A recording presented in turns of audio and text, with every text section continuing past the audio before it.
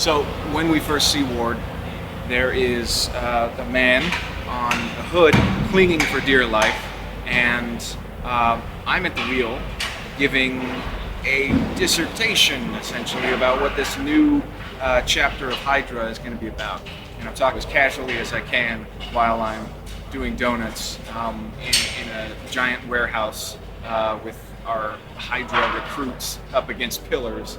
Last season, we shot here at Firestone on a couple different occasions, and each time I walked by that fourth floor with all the pillars, I kept on saying to myself, gosh, this would be a great place for a car chase.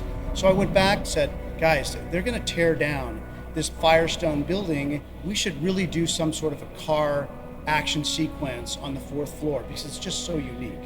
So they wrote it into episode 2.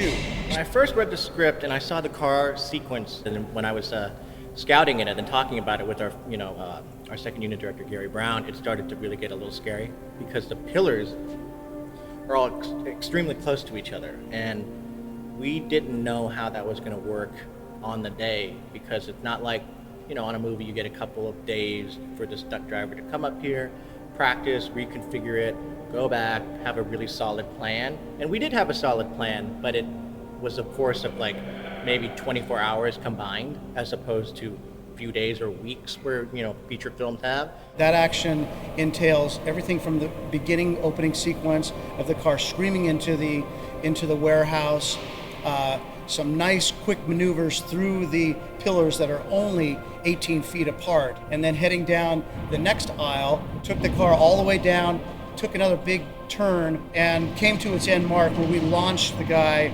off the front of the car and onto the ground. When it was first written in, I thought, oh man, this is going to be so cool. They're gonna probably bring in a stunt driver, but I'm gonna do my best. I'm gonna show them that I can do this. We had very good professionals. One of the best drivers in the industry, Greg Tracy, was out here. There was a lot of risk involved. That's why we get the right key people.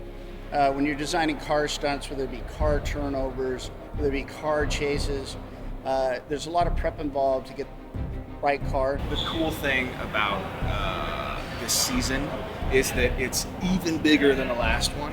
It seems like we continue to outdo ourselves, and here we are, episode 2, and I'm reading this thing, I'm like, how are we gonna shoot this thing in 8 days? It's great, but it's also epic. This could be a season finale.